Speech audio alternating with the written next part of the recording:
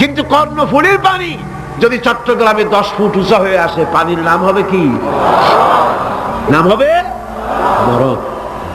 এই পানিকে কন্ট্রোল করেন আল্লাহ রাব্বুল আলামিন। আল্লাহ যদি ইচ্ছে করেন বেশি করে পানি দিয়া পুরা এলাকা ডুবাই দিতে পারেন, আবার ইচ্ছে করলে পানির ভিতরে মানুষ বাঁচাই দিতে পারেন, আগুনের মধ্যে মানুষ বাঁচাইতে পারেন। সমস্ত ক্ষমতা হচ্ছে, কর্তৃত্ব কেবলমাত্র আল্লাহ পাকের। কর্তৃত্ব কার? কর্তৃত্ব কার? আল্লাহ পাকের কর্তৃত্ব। হযরত নূহ আলাইহিস সালামের জামানায় 40 দিনের বন্যা। এই বন্যার পরে জাহাজ যখন নেমে গেল, তখন তিনি মনে মনে ভাবলেন, আমি তো জোড়ায় জোড়ায় করে সমস্ত প্রাণীগুলি আর মানুষগুলি, কিছু কিছু মানুষ যারা ঈমান এনেছিল তাদের জাহাজে উঠাইছে, কিন্তু একটি বুড়ি আমার উপরে ঈমান এনেছিল আর আমি তার ওয়াদা করেছিলাম সাথে করে নিয়ে যাব, আমি তো তার কথা ভুলে গিয়েছি। অনুশোচনা এলো। জাহাজ থেকে নেমে চতুর্দিকে লক্ষ্য করলেন, মানুষ নাই, জনপদ নাই, সব শেষ হয়ে গেছে। পাহাড় পর্বত কাত হয়ে পড়েছে, বিল্ডিং গুলি শেষ হয়ে গিয়েছে, কোন জনপদে কোনো প্রাণী নাই, প্রাণী বলতে কিছুই নাই। হঠাৎ দূরে দেখতেন একটা কুড়ে ঘরের মতো দেখা যায়। ভাবলেন এত বড় বন্যার ভিতরে কুড়ে ঘর কেমনে থাকলো?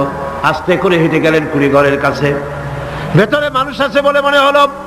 বাইরের থেকে প্রশ্ন করলেন, ভিতরে কে? জবাব এলো, আমি এই ঘরের মালিক, আমি এক বুড়ি বিধবা এক মহিলা। আপনি কে? তিনি বললেন, আমি হচ্ছি এই জামানার পয়গম্বর হযরত নূহ আলাইহিস সালাম। বুড়ি বলছেন, আমারও ধারণা তাই। আপনি আমাকে ওয়াদা করেছিলেন বন্যা হলে পরে, বন্যার আভাস যখন আপনি পাবেন আমাকে আপনি সাথে করে জাহাজে উঠায় নিয়ে দিবেন। আমার মনে হয় বন্যা কবে হবে সেই খবর দেওয়ার জন্য আপনি এসেছেন। হযরত নূহ আলাইহিস সালাম সিজদায় পড়ে কাঁদতে লাগলেন, বললেন, রব্বুল আলামিন, তোমার কুদরত বোঝার ক্ষমতা আমার নাই। 40 দিন পর্যন্ত পানির ভিতরে মানুষ কেমনে জীবিত রইল? আল্লাহ পাক শোনালেন, নূরে, বিপদ যখন এলো তুমি তোমার উম্মতকে ভুলে যেতে পেরেছো, ভুলে গিয়েছো, কিন্তু আমি রব্বুল আলামিন রহমানুর রহিম, আমি আমার বান্দিরে ভুলি নাই। পানির স্রষ্টা আল্লাহ, পানির ভিতরে তিনি বাঁচাতে পারেন, আবার তিনি আগুনের ভিতরে বাঁচাতে পারেন, সব কিছু করতে পারেন। সমস্ত ক্ষমতা আল্লাহ পাকের। সমস্ত ক্ষমতা কার? আরো জোরে বলেন, কার? আল্লাহ পাক বলেন, এভাবে করে আমি আকাশ সৃষ্টি করেছি, জমিন সৃষ্টি করেছি, বৃষ্টি দিয়েছি আর চন্দ্র সূর্য তৈরি করেছি, তারপরে আমি তোমাদেরকে নিয়ামত দিয়ে ভরে দিয়েছি। ওয়া ইন তাউদ্দু নি'মাতাল্লাহি লা তুহসুহা। আমার নিয়ামত যদি গণনা করো, গুনে গুনে আমার নিয়ামত শেষ করতে পারবে না। সুবহানাল্লাহ। হাদা খালকুল্লাহি ফাআরুনি মাযা খালাকাল্লাযীনা মিন দুনি। এ হচ্ছে আল্লাহর সৃষ্টি, আর আল্লাহ বাদে অন্যরা কি সৃষ্টি করেছে দেখাও। যদি ক্ষমতা থাকে দেখাও কি সৃষ্টি করেছে অন্যরা। আছে কিছু? আছে কিছু? সমস্ত সৃষ্টির মালিক কে? আরো জোরে বলেন, কে? সব কিছুর স্রষ্টা হচ্ছেন আল্লাহ পাক। ওই আকাশের মালিক কে? চিল্লায় বলেন জোরে সোরে, আকাশের মালিক কে? বাতাসের মালিক কে? চন্দ্র সূর্যের মালিক কে? পৃথিবীর মালিক কে? গোটা সৃষ্টি জগতের মালিক কে? সবকিছুর মালিক যিনি, তিনি বলছেন এগুলি সব আমি সৃষ্টি করেছি। ফারুনি মাযা খালাকাল্লাযীনা মিন দুনি। আমি ছাড়া অন্যরা কে কি তৈরি করেছে দেখাও। আল্লাহর নবী বলেছেন, আল্লাহর সৃষ্টি নৈপুণ্যতা সম্পর্কে যদি কোনো বান্দা 1 ঘন্টা চিন্তা করে, 1 ঘন্টা যদি গবেষণা করে, চিন্তা করে, রব্বুল আলামিন তার আমলনামায় 60 বছরের নফল ইবাদতের সওয়াব লিখে দেন। জোরে বলেন সুবহানাল্লাহ। মহান আল্লাহ রাব্বুল আলামিন বলেন, وعباد الرحمن الذين يمشون على الأرض هونا وإذا خاطبهم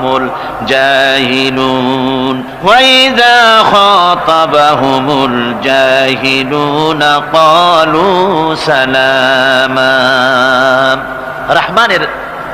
রহমানের খাঁটি বান্দা তারা, রহমানের আসল বান্দা তারা যারা নাকি জমিনের উপর থেকে যখন হাঁটে খুব বিনয় বিনম্রতার সাথে তারা চলে। ওয়াইদা খাতাবাহুমুল জাহিলুন, আর যখন জাহিলরা তাদের সঙ্গে কথাবার্তা বলতে আসে তখন তারা তাদেরকে বলে তোমাদের প্রতি সালাম, এই বলে তারা চলে যায়। অর্থাৎ এই 8টি বৈশিষ্ট্যের প্রথম বৈশিষ্ট্য ধরা হয়েছে চালচলনকে। ইমানদার খাঁটি বান্দা যারা তাদের চালচলন সম্পর্কে প্রথম বৈশিষ্ট্য ধরা হয়েছে। তার মানে হচ্ছে নির্লজ্জ, স্বৈরাচার, মাস্তান, গুন্ডা, বদমাশ, অত্যাচারী, এদের চালচলন এক ধরন। আবার অন্যদিকে ব্যক্তিত্ব সম্পন্ন, মর্যাদাবান, এরপরে শিক্ষিত, ভদ্র, মার্জিত, তাদের চালচলন ভিন্ন ধরনের। এই দুই শ্রেণীর চালচলন কি একরকম হয় নাকি? একরকম হয় না। তার কারণ হচ্ছে ব্যক্তির চালচলনের মাঝেই তার অবস্থাটা বোঝা যায় যে আসলে লোকটি কেমন। আল্লাহ রাব্বুল আলামিন এই কথার দ্বারা এটা প্রমাণ করতে চান যে মোমেন বান্দা যারা হবে, আল্লাহর খাঁটি বান্দা যারা হবে, তাদের পরিচয় দেওয়া লাগবে না। তাদের চালচলন দেখে, তাদের হাঁটা দেখে, তাদের চলা দেখে, তাদের বলা দেখে, তাদের আচরণ দেখে লোকেরা বুঝতে পারবে যে ইনি হচ্ছেন আল্লাহর একজন খাঁটি বান্দা, একজন মোমেন ব্যক্তি, কথা বুঝতে পারবে। আর সে ব্যক্তি জমিনের উপরে চলবে খুবই বিনম্র ভাবে। কোরআনে কারিমে অন্য জায়গায় আল্লাহ রাব্বুল আলামিন বলেছেন ওয়ালা তামশি ফিল আরদি মারহান ইন্নাকা লান তাখরিকাল আরদা ওয়া লান তাবলুগাল জিবালা তুলা। আমার জমিনের উপরে অহংকারের পদবরে হেঁটো না, আমার জমিনের উপরে অহংকার করে জমিনের উপরে হেঁটো না। তুমি জমিনের উপরে অহংকার করে হেঁটে পদাঘাত দিয়ে আমার এই জমিনকে ফাটায় দিতে পারবে না। আর তুমি লাফ দিয়ে আমার আকাশে, আমার পাহাড়ের উচ্চতাও তুমি ছাড়িয়ে যেতে পারবে না। অহংকার করে কেউ কি পায়ের আঘাত দিয়ে জমিনটাকে ফাটায় দিতে পারে? কি বলেন, পারবে? আর অহংকার করে লাফ দিয়ে পাহাড়ের উচ্চতাও কি কেউ ছাড়িয়ে দিতে পারবে? পারবে না। সুতরাং অহংকার, মোমেন ব্যক্তি যারা তারা অহংকার করতে পারে না। অহংকার মোমেনের স্বভাব নয়। অহংকার করতে পারে কেবলমাত্র আল্লাহ রাব্বুল আলামিন। অহংকার হচ্ছে আল্লাহ পাকের ইজাত। অহংকার কে করতে পারেন? আল্লাহ পাক করতে পারেন। মানুষের অহংকার শোভা পায় না। মানুষ, তোমার আবার অহংকার কিসের? এক ফোঁটা নাপাক পানি দিয়ে যার জন্মের উৎস, এমন নাপাক পানি যা শরীর থেকে নির্গত হলে পরে গোসল করা ফরজ হয়ে যায়, এমন এক ফোঁটা নাপাক পানি যার জন্মের উৎস, তার অহংকার কি? অহংকার করবেন আল্লাহ রাব্বুল আলামিন। হাদিসে কুদসির ভিতরে এসেছে, আল্লাহ পাক বলেছেন যে ব্যক্তি অহংকার করে সেজন্য আমার চাদর নিয়ে টানাটানি করে। জোরে কর নাউযুবিল্লাহি মিন যালিক। সুতরাং মোমেন বান্দা যিনি হবেন, আল্লাহর খাঁটি বান্দা, রহমানের খাঁটি বান্দা, সে ব্যক্তি কখনো জমিনের উপরে অহংকারের সাথে চলাফেরা করবে না, বরং তার চালচলন হবে অত্যন্ত বিনম্র। আর কি? আর হলো জাহিলদের সঙ্গে সে কোনো বিতর্কে লিপ্ত হবে না। জাহিলরা গালাগালি দেবে, গালাগালির জবাবে সে গালাগালি দেবে না। জাহিলরা অত্যাচার করবে, অত্যাচারের জবাবে সে অত্যাচার করবে না, বরং তাদেরকে দেখলে, তারা অত্যাচার করতে আসলে, তারা গালাগালি দিলে তাদের জবাবে ইদফা বিল্লাতি হি আহসান, তাদের জবাবে তাদেরকে সালাম দিয়ে সেখান থেকে তারা কেটে পড়বে। সূরা কাসাসে অন্য জায়গায় আল্লাহ রাব্বুল আলামিন এ কথা আবার এভাবে বলতেছেন, ওয়াইজা সামিউল লাগবা আ'রাদু আনহু ওয়া ক্বালু লানা আ'মালুনা ওয়া লাকুম আ'মালুকুম সালামুন আলাইকুম লা নাবতাগিল জাহিলিন। আল্লাহ পাক বলছেন যে যখন মোমেনেরা পরস্পরে মোমেনদের সাথে জাহিলদের যখন দেখা সাক্ষাৎ হয়ে যায়, যখন ঝগড়ায় লিপ্ত হতে চায়, তখন মোমেনেরা যারা মোমেন বান্দা, আল্লাহর খাঁটি বান্দা, তারা বলবে যে তোমাদের আমলের প্রতিফল তোমরা পাবা, আমাদের কৃতকর্মের ফল আমরা পাবো। সুতরাং তোমাদের প্রতি সালাম, তোমাদের সাথে আমাদের কোনো সম্পর্ক নাই। ঝগড়াঝাটি না করে তারা ফিরে আসবে। আল্লাহ পাক এরপরে বলেন ওয়াল্লাযীনা ইয়াবিতুনা লিরাব্বিহিম সুজদান ওয়া কিয়ামা। রহমানের খাঁটি বান্দা তারাই আরেকটি বৈশিষ্ট্য, তাদের এই 2 নম্বরের বৈশিষ্ট্য বার বলা হচ্ছে রহমানের, আল্লাহর খাঁটি বান্দার 2 নম্বরের বৈশিষ্ট্য যেটা, সেটা হচ্ছে এই যে তারা রাত কাটায় তার রবের হুজুরে আল্লাহর দরবারে সেজদা দিয়ে দাঁড়িয়ে থেকে কান্দাকাটি করে তারা রাত গুজরান করে, জোরে বলেন সুবহানাল্লাহ। আর এর বিপরীত যারা, তারা রাত কাটায় রাতের বেলা মদ, জুয়া, সিনেমা, গান বাজনা, অশ্লীলতা, নাটক, হাবিজাবি গল্প গুজব করে তারা তাদের রাত কাটায়। আর যারা মোমেন বান্দা, আল্লাহর বান্দা, যারা খাঁটি বান্দা, তারা এই রাত তারা আল্লাহর ইবাদতের ভিতর থেকে কান্দাকাটির মধ্য দিয়ে দাঁড়িয়ে দাঁড়িয়ে অথবা সেজদার ভিতরে তারা তাদের রাত কাটিয়ে দেয়।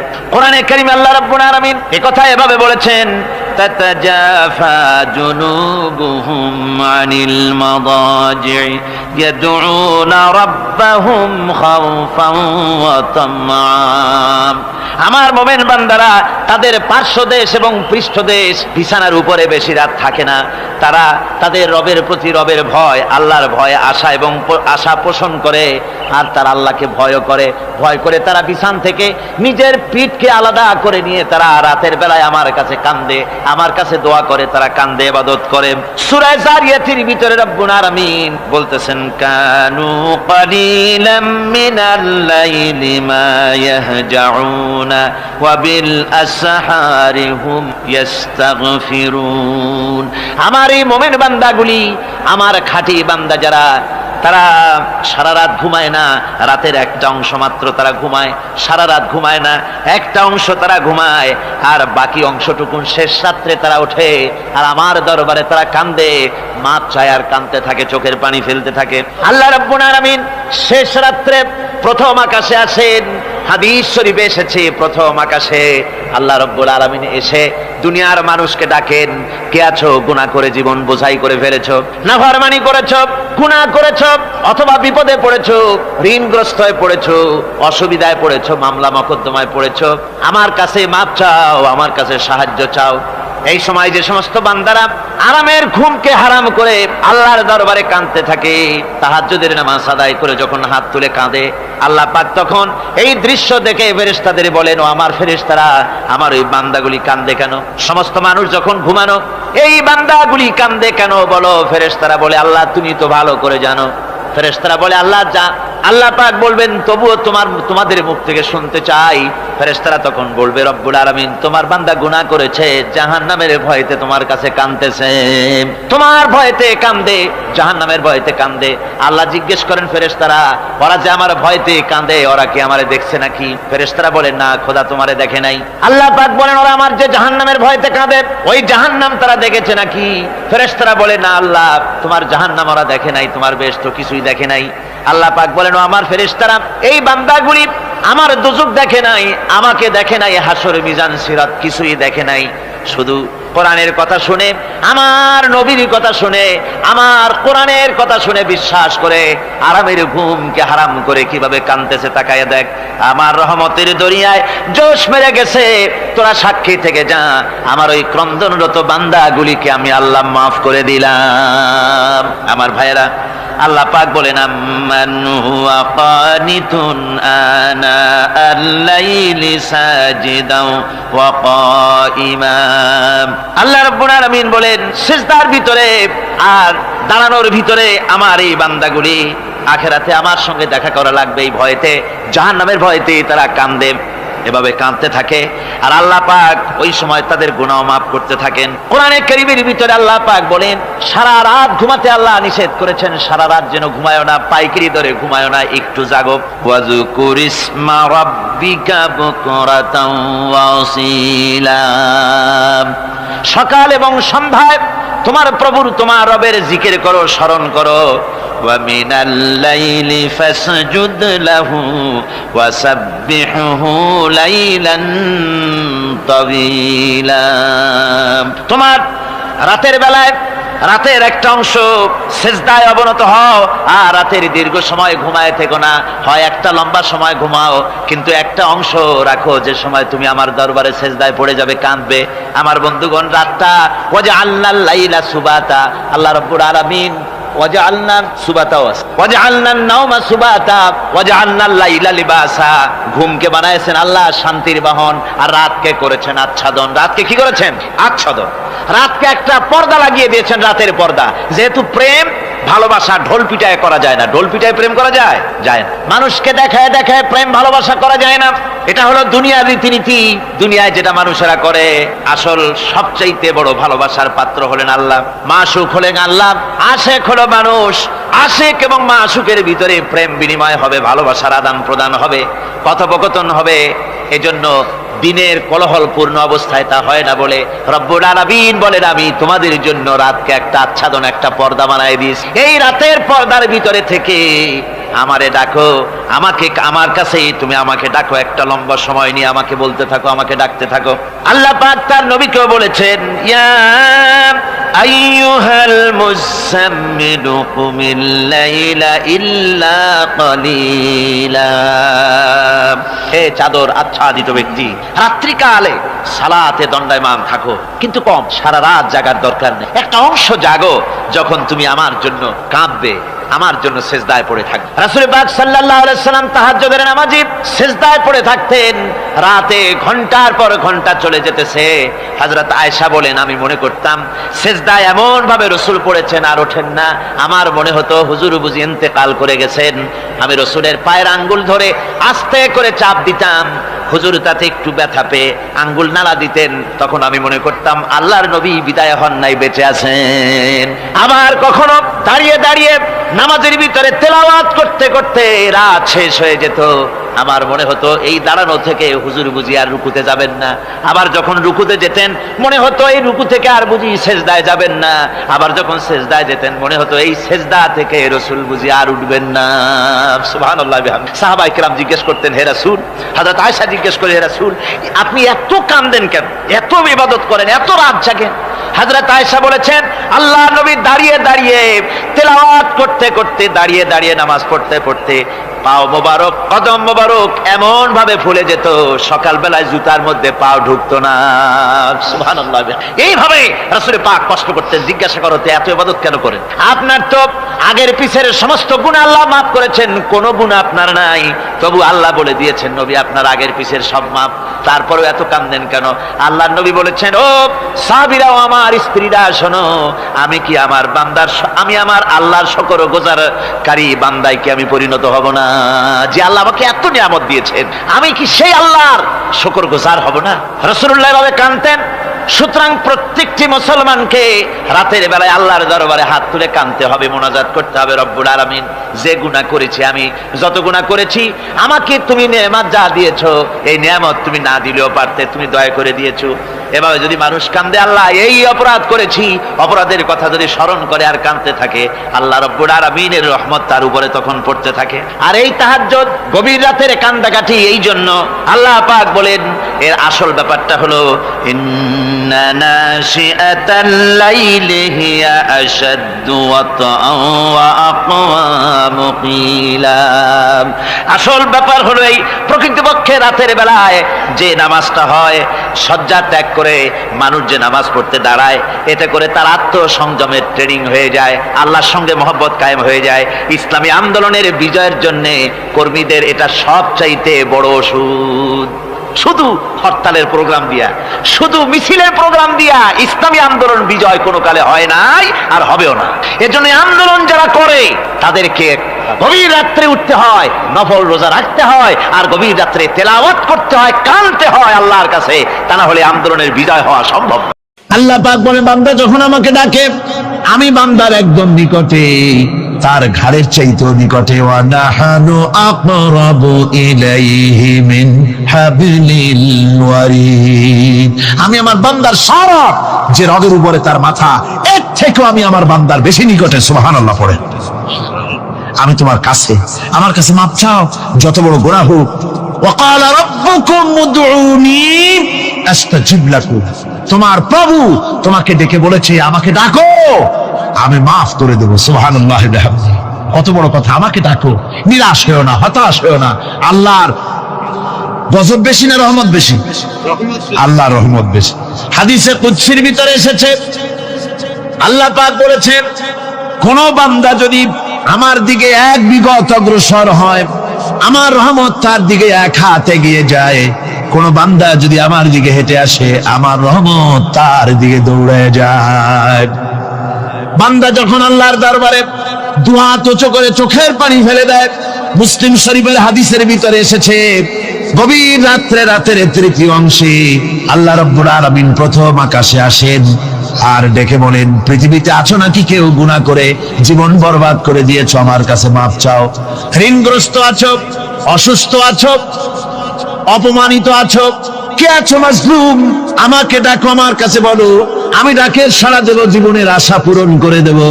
ওই সময় যেই সমস্ত লোকেরা কাঁদে তাহাজ্জুদের নামাজ পড়ে, আল্লাহ জিজ্ঞেস করেন ফেরেশতারা, অমুক অমুক দেশ অমুক অমুক বান্দারা কাঁদে কেন? ফেরেশতারা বলে, রব্বুল আলামিন তুমি তো ভালো করে জানো। আল্লাহ বলেন, জানি, তবুও তোমাদের মুখে শুনতে চাই। তারা বলে, রব্বুল আলামিন তোমার এই বান্দা গুনাহ করেছি, গুনার জন্য মাফ চায়, জাহান্নাম থেকে বাঁচতে চায়। আল্লাহ পাক বলেন, ফেরেশতারা আমার এই বান্দারা আমারে দেখেছে নাকি? বলে দেখে নাই। বলে আমার দোজখ দেখেছে নাকি? বলে না, তাও দেখে নাই। আমার বেহেশত দেখেছে নাকি? বলে না, তাও দেখে নাই। আল্লাহ পাক বলেন, ফেরেশতারা সাক্ষী থাকো, ওরা আমাকে দেখে নাই, আমার বেহেশত দোজখ কিছুই দেখে নাই, শুধুমাত্র আমার নবীর কথা, আমার কোরআনের কথা বিশ্বাস করে আরামের ঘুমকে হারাম করে যেভাবে তারা কাঁদতেছে, সাক্ষী থেকে যাও ফেরেশতারা, আমার রহমতের দরিয়ায় জোশ মেরেছে, আমার ওই ক্রন্দনরত বান্দাগুলিকে আমি আল্লাহ মাফ করে দিলাম। সুতরাং মুমিন বান্দা যারা, আল্লাহর মুমিন বান্দা যারা, এই ঈমানের কোয়ালিটি, এটাও হতাশায় নিরাশায় ভেঙে পড়বে না। গুনাহ তো মানুষই করে, গুনাহ হয়ে গেছে, মাপ চাও। তোমার গুনাহ কদ্দুর? তোমার গুনাহ যদি হয় পাহাড় সমান, আল্লাহর রহমত আকাশ সমান। জাহান্নামের কঠিন শাস্তি থেকে বাঁচতে হলে আল্লাহর প্রতি ঈমান আনতে হবে। আর ঈমান আনলে যে কোয়ালিটিগুলি হওয়া উচিত, সেগুলি আমি আপনাদের সামনে আলোচনা করছি। এরপর আরেকটি কোয়ালিটি হবে মুমিনের, তা হলো কঠোর কঠিন বিপদে অবিচল থাকবে, বিপদে ভেঙে পড়বে না। বিপদ আপদ, শত্রুতা, ক্ষয় ক্ষতি যা কিছু হয় সবই আল্লাহর পক্ষ থেকে, এটা মেনে নিতে হবে এবং ধৈর্য ধারণ করতে হবে। বিপদ মুসিবত শুধু উম্মতের জন্য নয়, দুনিয়ার সমস্ত নবীদের বিপদ এসেছে, হয় নাই? নবীদের বিপদ আসে নাই? কোরআনে কারীম থেকে শুনুন, আল্লাহ রাব্বুল আলামিন বলেন, ওয়াকাযালিকা জাআলনা লিকুল্লি নাবিয়্যিন আদুওয়াম মিনাল মুজরিমিন। আল্লাহ পাক বলেন, এমনি করে আমি সকল নবীদের শত্রু বানিয়ে দিয়েছি সব পাপিষ্ঠ আর অপরাধ প্রবণ লোকদেরকে। প্রত্যেক যুগে নবীদের শত্রু ছিল, প্রত্যেক যুগে নবীদের কি ছিল? শত্রু ছিল। সে শত্রু কারা ছিল? আল্লাহ পাক বলছেন, নবীদের শত্রু ছিল পাপিষ্ঠ আর অপরাধ প্রবণ লোক, এরাই ছিল নবীদের দুশমন। রাসূলগণের অবস্থা যদি এই হয়, তাহলে তার উম্মত, ওই দিনের ধারক বাহক যারা, তাদের বুঝি বিপদ আপদ হবে না নাকি? হবে কিনা? তো ইসলামের বিরোধিতা যারা করে, কোরআনের পরিভাষায় বলা হয়েছে ইসলামের দুশমন, নবীদের দুশমন। দুনিয়ার সব পাপিষ্ঠ আর অপরাধ প্রবণ লোকেরাই ইসলামের দুশমন হয়, নবীদের দুশমন হয়। আজও দেখেন, আজও তাকিয়ে দেখেন, ইসলামী আন্দোলনের বিরোধিতা যারা করে তারা পাপিষ্ঠ চরিত্রের কিনা, তাকায় দেখেন, খুঁজে দেখেন, সর্বত্র খুঁজে দেখুন, খুঁজে দেখুন। যারা ইসলামী আন্দোলনের বিরোধিতা করে, যারা ইসলামকে মিটিয়ে দেওয়ার চেষ্টা করতেছে, যারা ইসলামকে মৌলবাদ বলে, ইসলামকে সাম্প্রদায়িক বলে, কোরআনে কারীমের কথা কত স্পষ্ট যে নবীদের দুশমন হয়, ইসলামের দুশমন হয় মুজরিম লোকেরা, অপরাধ প্রবণ আর পাপিষ্ঠ লোকেরা। আজও আমরা দেখতে পাই এই শ্রেণীর লোকেরা পাপিষ্ঠ এবং সবচাইতে সমাজের নিকৃষ্ট ধরনের চরিত্রহীন লোক। নামাজ নাই। আপনি খুঁজে দেখেন, ইসলামী আন্দোলনের বিরোধিতা যারা করছে, যারা নেতৃত্ব দিচ্ছে, নামাজ নাই, রোজা নাই, চরিত্র নাই, হজ নাই, যাকাত নাই, মদ, জুয়া, জেনা, ব্যভিচার ইত্যাদিতে লিপ্ত। চেহারা দেখলে ছেলেপেলেরা 2 গ্লাস পানি খায় ভরসটে। কথা ঠিক কিনা কয়? এই হলো অবস্থা। মারে কেন? মুমিনদেরকে, পয়গম্বরদেরকে, সাহাবীদেরকে এবং ঈমানদারদেরকে মারে কেন? তার কারণ হচ্ছে আল্লাহ রাব্বুল আলামিন বলেছেন, ওয়া মা নাকামু মিনহুম ইল্লা আইয়ুমিনু বিল্লাহিল আজিজিল হামিদ। কাফিররা ঈমানদার লোকদেরকে অন্য কোন অপরাধী নির্যাতন চালায় না, নির্যাতন চালায় শুধু এই কারণে যেহেতু মুমিন লোকেরা পরাক্রমশালী, আল্লাহ রাব্বুল আলামিনের দ্বীনকে কায়েম করতে চায়, তার উপরে ঈমান এনেছে, এই কারণেই তারা মারে। ঠিক কিনা কর? যুগে যুগে নবীদের উপরে, সাহাবীদের উপরে যে অত্যাচার হয়েছে, সেই অত্যাচার এই কারণেই হয়েছে, অন্য কোনো কারণে নয়। হাজরাতে বেলালকে উটের পায়ের সঙ্গে রশি দিয়া বেঁধে উটকে তাড়ায় দিয়েছে। উট দৌড়াতেছে, বেলাল দড়ির মাথায় বাঁধা।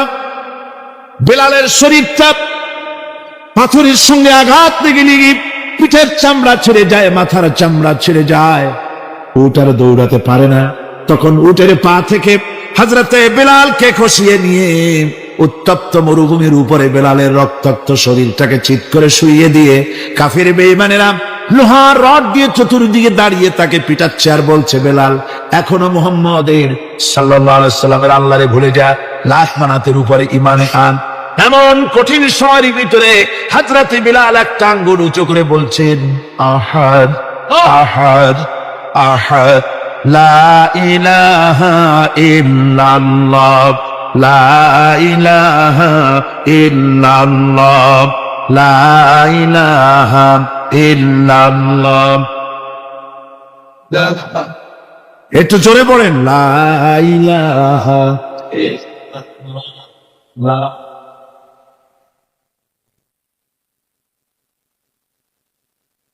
লা ইলাহা ইল্লাল্লাহু মুহাম্মাদুর রাসূলুল্লাহ। আমার ভাইরা, ওরা হযরতে খাব্বাবকে বেঁধেছে, খুঁটির সাথে বেঁধে চতুর্দিক থেকে তীর নিক্ষেপ করছে, তরবারি মারতেছে, শরীরের গোশত টুকরা টুকরা হয়ে পড়তেছে। এরপরে কাফেরের নেতা বলতেছে, থামো, একটা কথা বলে নেই।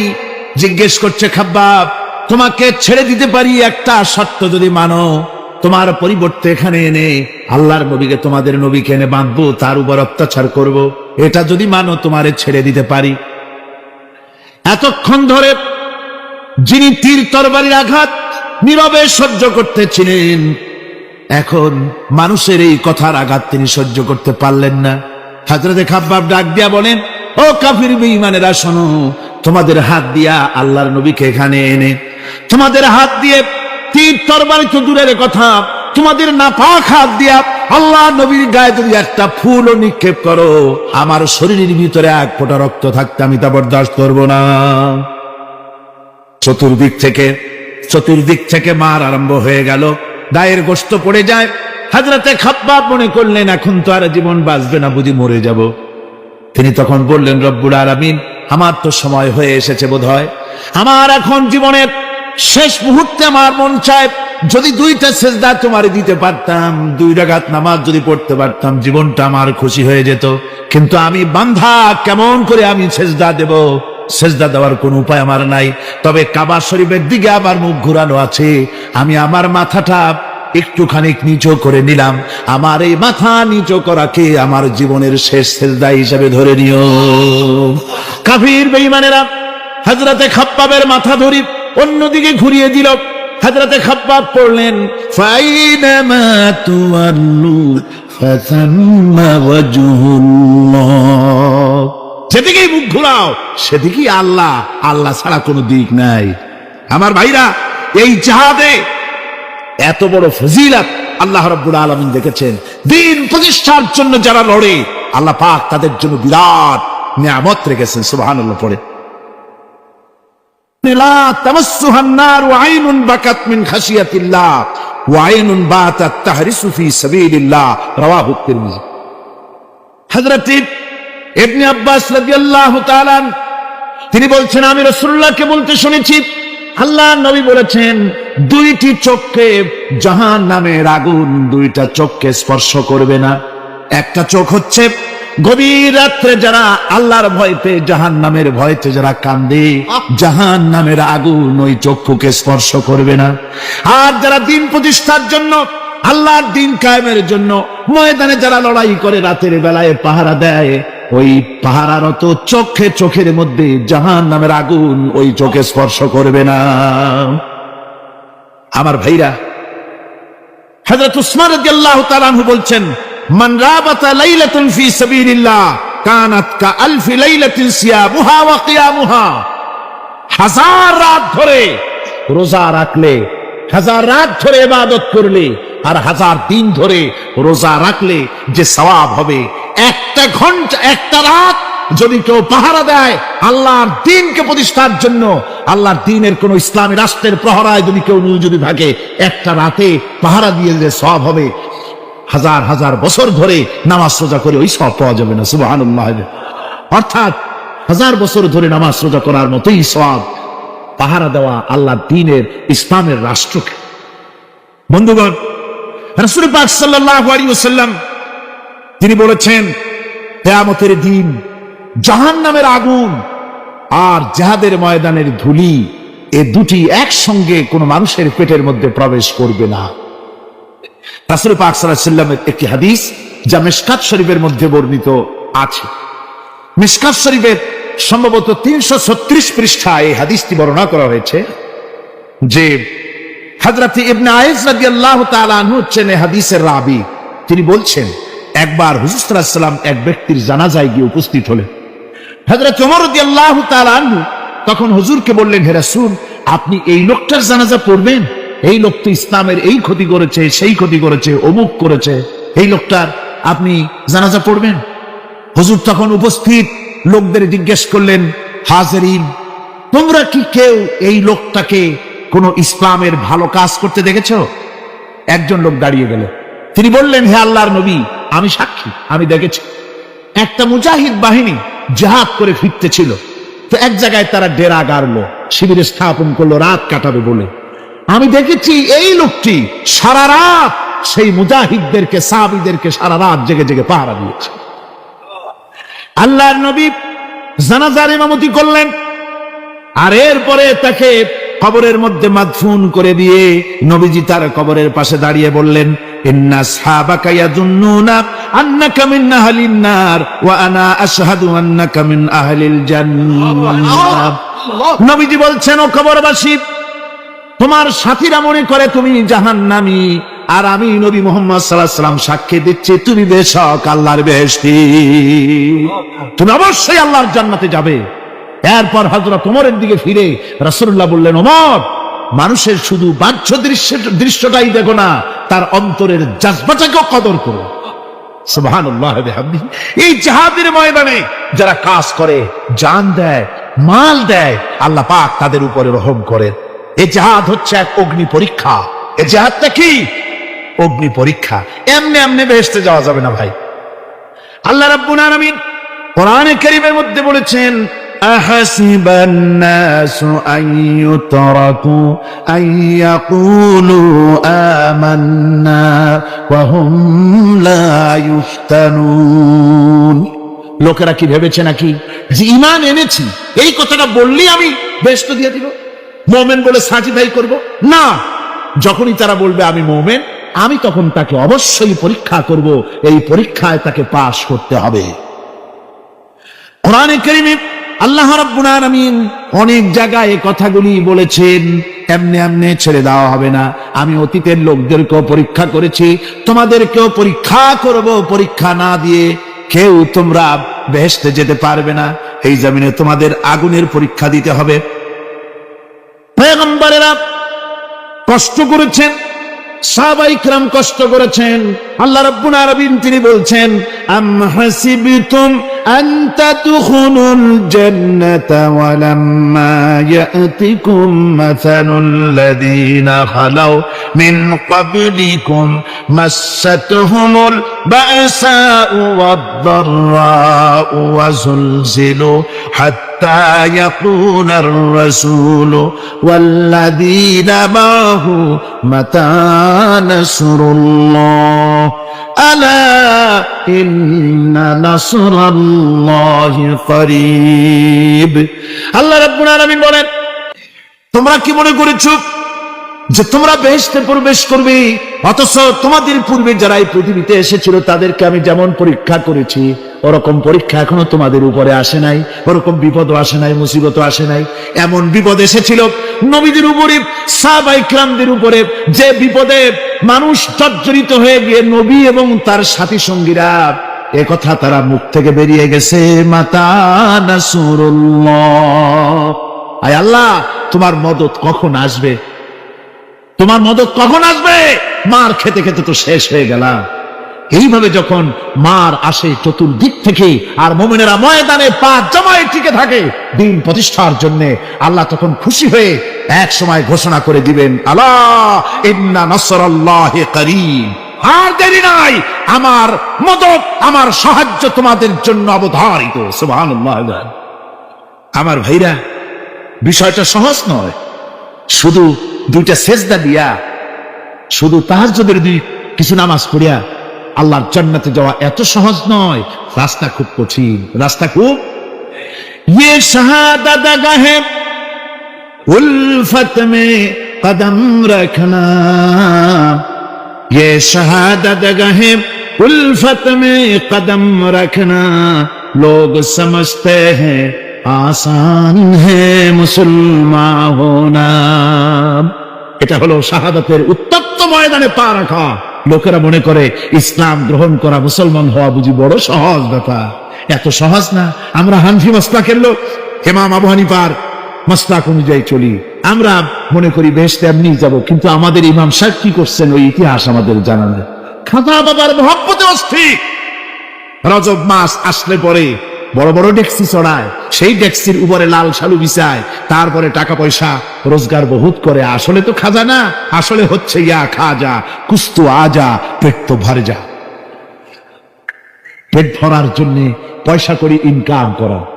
খাজার লা ইলাহা ইল্লাল্লাহ, এই চিশতিয়া তরিকার জিকির গ্রহণ করা হয়েছে, কিন্তু চিশতিয়া তরিকা যে আরেকটা আছে, তারাগার পর্বতে পৃথিবীরাজের সঙ্গে লড়াই করা, সেইটার কাছে নেই আমরা।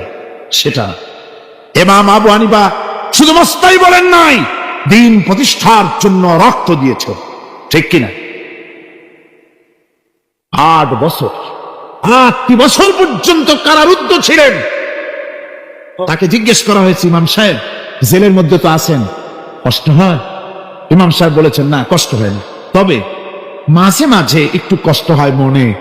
2-4 মাস পর পর আমার বুড়ি মাকে এনে হাজির করা হয় জেলখানার মধ্যে, আর আমার মায়ের সামনে আমাকে পেটানো হয়, যেন মা আমাকে বলে যে এদের সাথে একমত হয়ে যা, সেই জন্য পেটানো হয়। তা আমার মা আমার মায়ের দেখে, আর মায়ের চোখ থেকে পানি পড়তে থাকে, তখন আমার মনে বড় কষ্ট লাগে। তবে আলহামদুলিল্লাহ, মা আমার এমন, আমার মার দেখেন আর হজম করেন, আর আমাকে বলেন খবরদার এক চুলো সিদ্ধান্ত থেকে নড়বা না।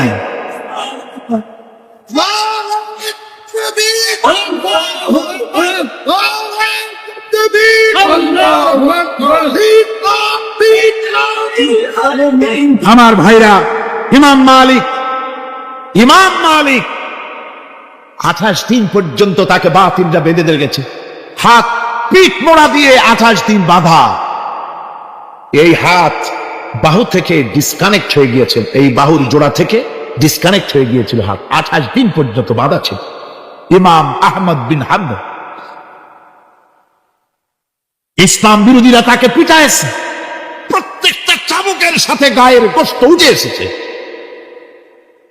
এই জন্য কবি বলতেছি, पैरूबी बू हनीफा की सनद जिंदान है, हम्बली होता है पीठ पर दुर्रे खाने की बात। হানাফি হতে চাও, জেল জরিমানার জন্য প্রস্তুতি নাও। শুধু সবরি কলা খাইয়া বেহেশতে যাওয়া যাবে না, এত সহজ না। আঙ্গুর বেদানা, সবরি কলা আর দুধের স্বরের উপর ইসলাম আসে নাই। ইসলাম এসেছে ময়দানের উপরে, জান দিয়ে রক্ত দিয়ে ইসলাম প্রতিষ্ঠা হয়ে গোটা দুনিয়ার নির্যাতিত নিপীড়িত জনতার মুখে হাসি ফুটিয়েছে ইসলাম।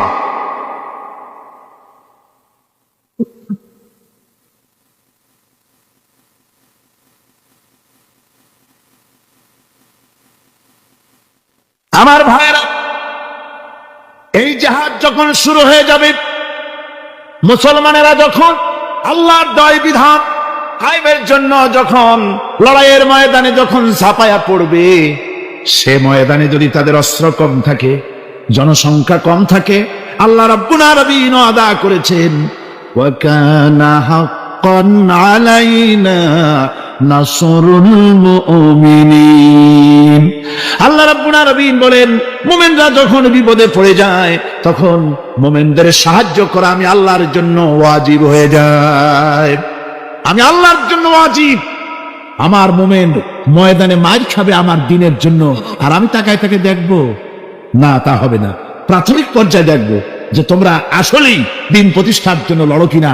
তোমাদের বিবি বাল বাচ্চা তোমাদের সামনে শেষ হবে, ঘর বাড়ি চলে যাবে, চাকরি যাবে, সব যাবে, তারপরেও আমার দিন প্রতিষ্ঠার জন্য ময়দানে টিকে থাকো কিনা।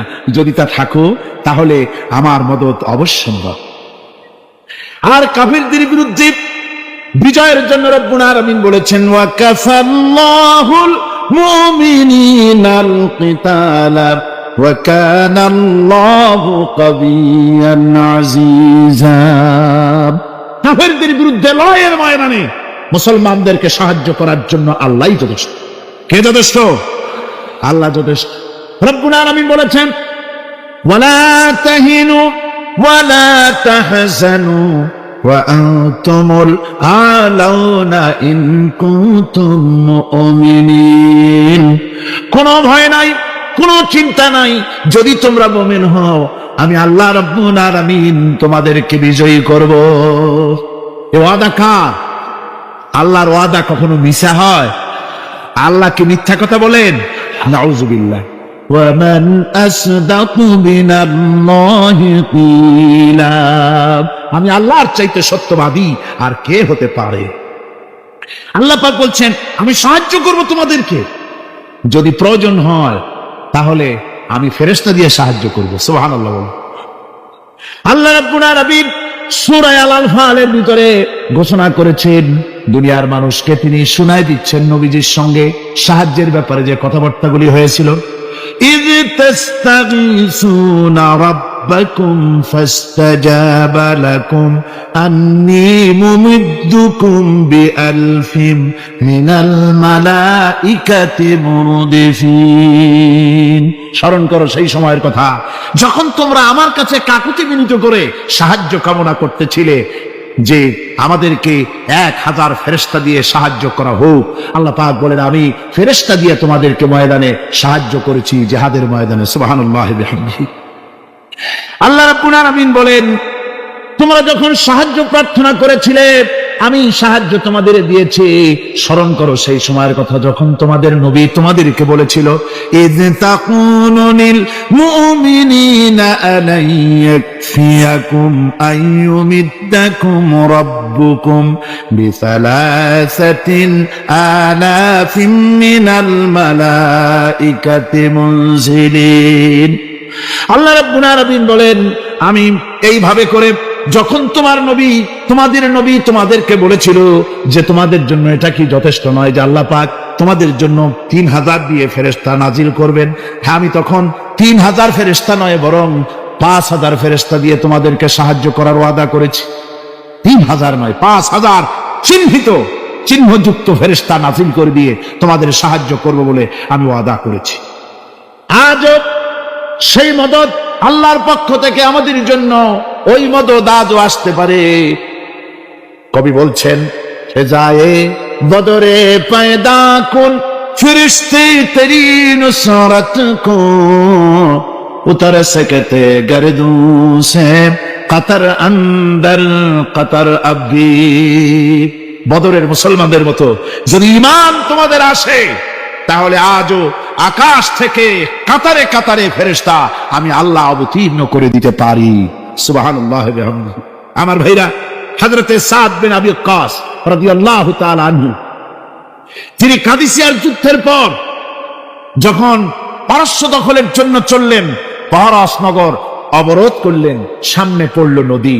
এই নদী পাড়ি দিবেন, সাথে তার হাজার হাজার সৈন্য, এই সৈন্য নিয়ে নদী পাড়ি দিবেন। জিজ্ঞেস করলেন সাহাবীদের, তোমরা কি চাও ইসলামের আন্দোলন, ইসলামের জিহাদ, আল্লাহর দ্বীন এখানেই শেষ হয়ে যাক, এটা চাও, না ইসলামের এই কলেমার আওয়াজ নদীর ওপারেও নিয়ে যেতে হবে, অথচ আমাদের কাছে কোনো পারাপারের কোনো নৌকা নাই, কি করতে চাও? সাহাবীরা বললেন, আমরা আপনার অর্ডার ফলো করব, আমরা এই নদীর ওপারে গিয়েও কালেমার পতাকাকে উড্ডীন করতে চাই, কালেমার সুশীতল ছায়াতলে গোটা দুনিয়াকে আনতে চাই। হযরতে সাদ তখন বললেন, তাহলে তোমরা সবাই আমার পেছনে পেছনে এই দরিয়ার ভিতরে ঝাঁপিয়ে পড়ো, আর আমার সঙ্গে সবাই উচ্চারণ করো, নাস্তাঈনু বিল্লাহি ওয়া নাতাওয়াক্কালু আলাইহি হাসবুনাল্লাহু নি'মাল ওয়াকিল নি'মাল মাওলা ওয়া নি'মান নাসীর। ইতিহাস লিখতেছি, 60,000 সৈন্য তাদের অশ্ব নিয়ে, তাদের উষ্ট্র নিয়ে, তাদের মালপত্র নিয়ে, জিহাদের সামান নিয়ে শ্রাবণীর খরস্রোতা নদী, উত্তাল তরঙ্গমালায় ভরা নদীর উপর থেকে এই সাহাবীরা পাড়ি দিয়ে ওপার চলে গেলেন। ওপার যাওয়ার পরে হযরতে সাদ বলছেন, তোমাদের কেউ কি হারায় গেছে নাকি? সবাই এদিক ওদিক তাকায়, খোঁজ করে বলল, মানুষ তো দূরের কথা, একটা উটও আর ঘোড়াও একটাও হারায় যায় নাই। একজন বলল, আমার একটা পেয়ালা, যে পেয়ালা আমি পানি পান করতাম, সেই পেয়ালাটা তুফানে ছিটকে কোথায় চলে গেছে, ওইটা হারায় গেছে। হযরতে সাদ বলেন, মুজাহিদের কোন জিনিস দরিয়া নিতে পারে না, অবশ্যই তা ফেরত আসবে। এই কথা তিনি বলতেছিলেন, হঠাৎ করে দরিয়ার কিনারে একটা আওয়াজ হলো, দেখা গেল তুফানের ভিতরে সেই হারানো বাটিটা তাদের মধ্যে বেরিয়ে এসেছে। আল্লাহু আকবার! মুজাহিদদেরকে সাহায্য করেন স্বয়ং আল্লাহ রাব্বুল আলামিন। আফ্রিকার জঙ্গলের কাছে, ভিন্ন ইতিহাস, জঙ্গলের কাছেই মুসলমানদেরকে থাকতে দেওয়া হয়েছিল। মনে করা হয়েছিল জঙ্গলের সমস্ত হিংস্র প্রাণীরা এই মুসলমানদের শেষ করে দেবে, যুদ্ধ করা লাগবে না। হযরতে সাদ সে অবস্থা বুঝতে পারলেন, তিনি একটা মঞ্চ তৈরি করলেন। সেই মঞ্চের উপরে দাঁড়ায় জঙ্গলের প্রাণীদের দিকে লক্ষ্য করে তিনি নোটিশ জারি করে দিলেন, বললেন, ইয়া আইয়াতুহাল হাশারাত ওয়াস সিবাউ নাহনু আসহাবু রাসূলুল্লাহ সাল্লাল্লাহু আলাইহি ওয়াসাল্লাম। হে জঙ্গলের হিংস্র প্রাণীরা, আমরা আল্লাহ রাসূলের সাহাবী, ফাইন্নানা সিলুনা ফামান ওয়াজাদনা বাদাহু কাতালনাহু। আমরা রাসূলের সাহাবী, এইখানে আল্লাহর দ্বীনকে কায়েম করার জন্য আমরা এসেছি, আল্লাহর কলেমার আওয়াজ নিয়ে আমরা এখানে রাত কাটাবো। সুতরাং এই জঙ্গলের ভিতরে হিংস্র প্রাণী যত আছো, সব আমাদের এই জায়গা ছেড়ে অন্যত্র চলে যাও। আফ্রিকার জঙ্গলি মানুষেরা চিন্তা করলো, মানুষের কথা কি জঙ্গলি প্রাণীতে শোনে নাকি, পাগলে কয় কি? তারা তাকায় তাকায় দেখলো, হযরতে সাদের এই ঘোষণার পরে বাঘের কাতারে বাঘ, সিংহের কাতারে সিংহ, সাপের কাতারে সাপ, যার যার ডিম আর বাচ্চাগুলি মুখে কামড়াইয়া সাহাবীদের এলাকা ছেড়ে দিয়ে তারা অন্যত্র চলে গেল। আমার মুসলমান ভাইরা, এই ছিল মুসলমানদের ইতিহাস। দ্বীন প্রতিষ্ঠা করার কাজে মুসলমান এগোলে আল্লাহই মদত করেন। কে মদত করেন? বিশ্বকবি, কবি সম্রাট আল্লামা ইকবাল রহমতুল্লাহ আলাইহি বলেছেন, দস্ত দস্ত है दरिया भी न छोड़े हमने, दस्त दस्त है दरिया भी न छोड़े हमने, बहर जुल्मत दौड़ा दिए घोड़े हमने। আমরা সেই মুসলমান, প্রান্তর তো প্রান্তর, আমরা দরিয়ার খরচ্ছতা উত্তাল তরঙ্গের উপর থেকে ঘোড়া দাবড়িয়ে আফ্রিকার ভূখণ্ডে কালেমার পতাকা আমরা উড্ডীন করেছি। আমরা সেই মুসলমান।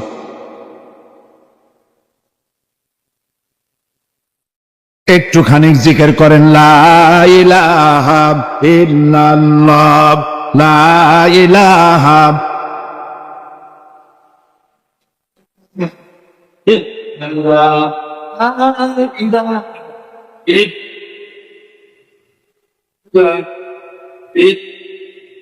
লা ইলাহা ইল্লাল্লাহু মুহাম্মাদুর রাসূলুল্লাহ।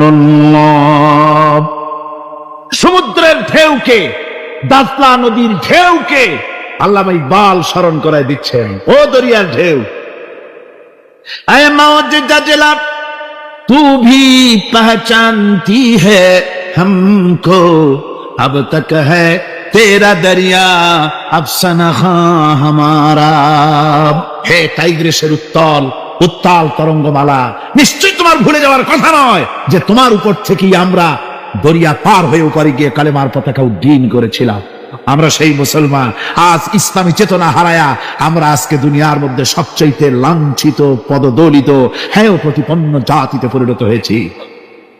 আমার ভাইরা, মহাকবি, বিশ্বকবি, কবি সম্রাট আল্লামা ইকবাল রহমতুল্লাহ আলাইহি সুন্দর করে বলেছেন, মুসলমানদেরকে লক্ষ্য করে বলেছেন, ঘোষণা করো, বাতিলদেরকে জানায়া দাও, আমরা মাথা নত করার জাতি নই। আমরা মাথা নত করার জাতি? ভারত আজ আমাদের দিকে চোখ রাঙায়, ভারত চোখ রাঙায় তাকায় আমাদের দিকে, দুনিয়ার অনেকেই আমাদের দিকে চোখ রাঙায়। বিশ্বকবি আল্লামা ইকবাল বলেছেন, বাতিল সে দবনে ওয়ালে আয়াসমান হি হাম, बातिल से दबने वाले आसमान ही हम, सोबर कर चुका है तू इम्तिहान हमारा। বাতিলের সামনে মাথা নত করার জাতি আমরা নই। ওই আকাশ সাক্ষী, এ জমিন সাক্ষী, আমরা মাথা দিয়েছি কিন্তু মাথা নত করি নাই, শির দিয়েছি আমামা দেই নেই, সে জাতি আমরা। সুবহানাল্লাহ ওয়া বিহামদিহি। সেই জাতি আজ দুনিয়ার বুকে লাঞ্ছিত, পদদলিত হচ্ছে। কারণ কি? কারণ হচ্ছে একমাত্র এই যে আমরা আমাদের জীবনের উদ্দেশ্য ভুলে গিয়েছি। আমার ভাইয়েরা, আল্লাহর এই রাস্তায়, আল্লাহর এই দিন প্রতিষ্ঠার জন্য লড়াই হবে, জেহাদ হবে। জেহাদের কথাই বলতেছি। এই জেহাদ হলো পৃথিবীর নির্যাতিত, নিপীড়িত মানুষের মুক্তির জন্য জেহাদ। জেহাদ কি জন্যে? আমরা রাষ্ট্রপ্রধান হব, আমরা দেশ দখল করব, নেতৃত্ব দিব, এজন্য নয়। আমরা জেহাদ করব মানুষকে, মানুষের তৈরি করা মতবাদ, নির্যাতন থেকে, জুলুম থেকে, অত্যাচার থেকে মানুষকে বাঁচাবার জন্য, মানবতা, নিগৃহীত নির্যাতিত মানবতার মুখে মুক্তির হাসি ফুটাবার জন্য আমরা করব লড়াই। সেই লড়াইয়ে এগিয়ে আসতে হবে তরুণদেরকে। কাদেরকে? জোরে বলতে হবে, কাদেরকে? তরুণদের আসতে হবে, যুবকদের আসতে হবে। আমার আনন্দে বুক ভরে যায় যখন দেখি মাহফিলে, আজকে তো এই মাহফিল কোরআনে কারীমের কথা এই ভূখণ্ডে আল্লাহ বলার তৌফিক দিয়েছেন। 35টি বছর পার হয়ে গেছে, জীবনের 35টি বছর কোরআনে কারীমের সামান্য একটু খেদমত করার তৌফিক আল্লাহ পাক দান করেছে।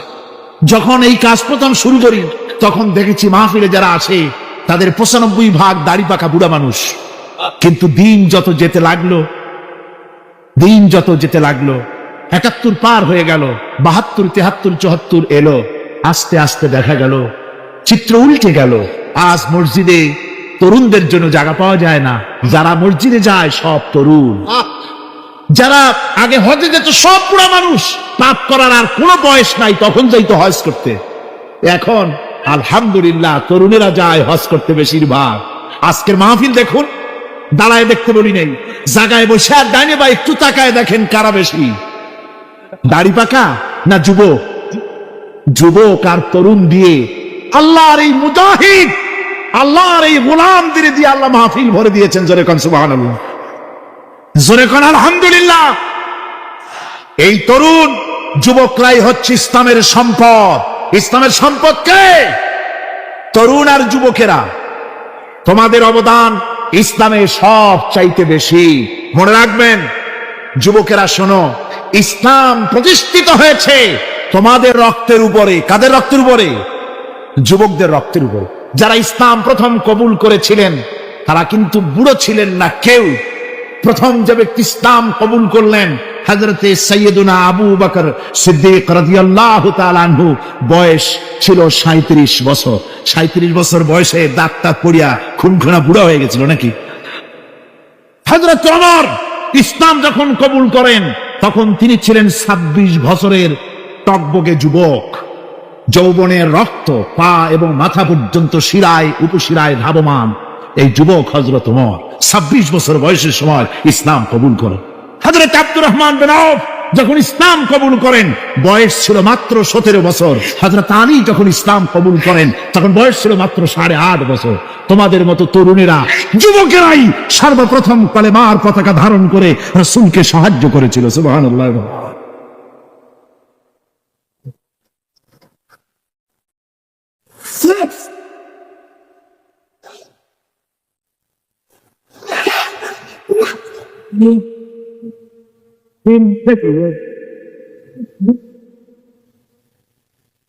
আমার মুসলমান ভাইরা থামুন। আমার ভাইরা,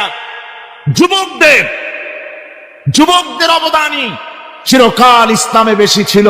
তাই বলে যারা বৃদ্ধ মানুষ তাদের কিন্তু কোনো মন খারাপ করার কোনো কারণ নাই, ঠিক কিনা?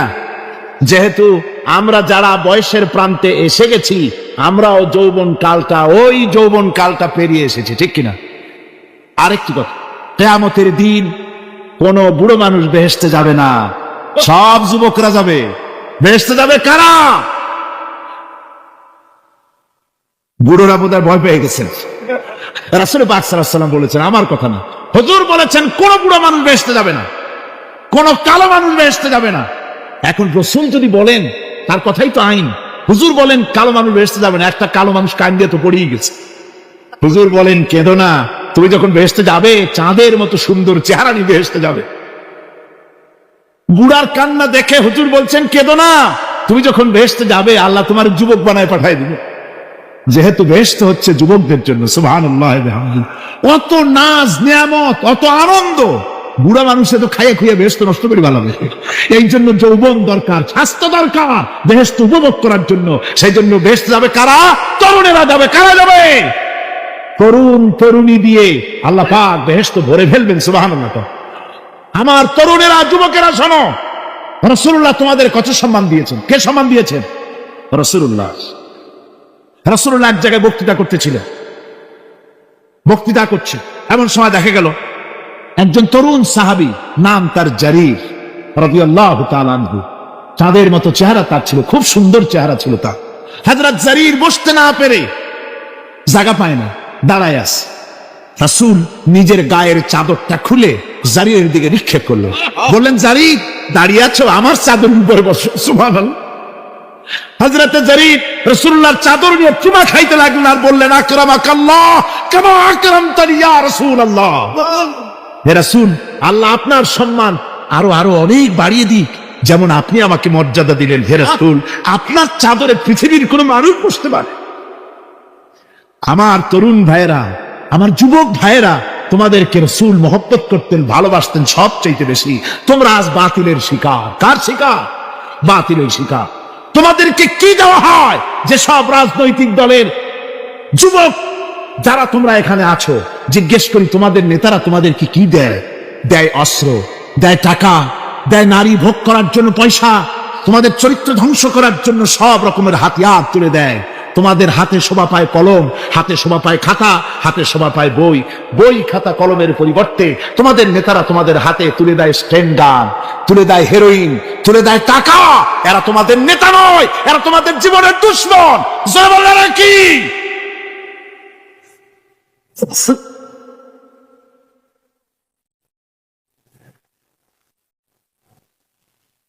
আমার যুবক ভাইয়েরা, আমার কলেজ ইউনিভার্সিটির ছাত্র ভাইয়েরা, একটুখানি মাথা খাটায় চিন্তা করো।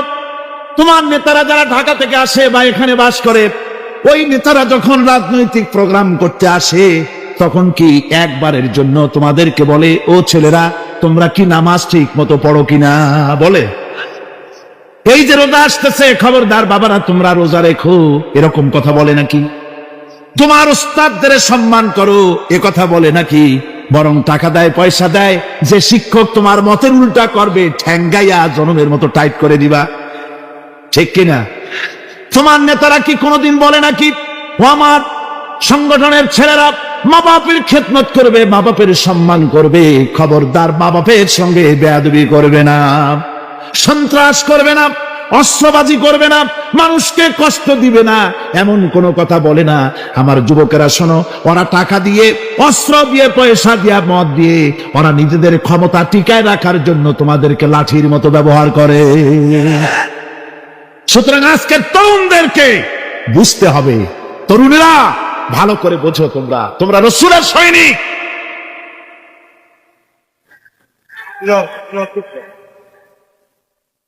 তোমাদের পক্ষে সম্ভব। বসুন। আমি বুঝতে পেরেছি কথা যেহেতু তরুণদের, আর তরুণদের জনসমুদ্র, কাজেই জনসমুদ্রের মধ্যে উত্তাল ঢেউটু সৃষ্টি হবেই, স্বাভাবিক। কিন্তু সেই স্বাভাবিকতার সুযোগ নিয়ে দাঁড়ায় বিশৃঙ্খলার সৃষ্টি করবেন না।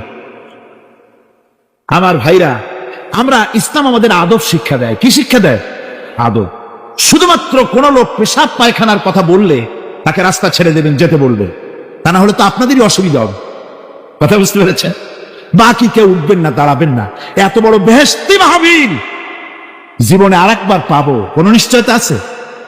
আপনি আমাকে বলেন, আল্লাহর আকাশের নিচে, জমিনের উপরে এর থেকে শ্রেষ্ঠ কোন মাহফিল আছে নাকি? কারণ এ মাহফিল কোরআনের মাহফিল। কিসের মাহফিল?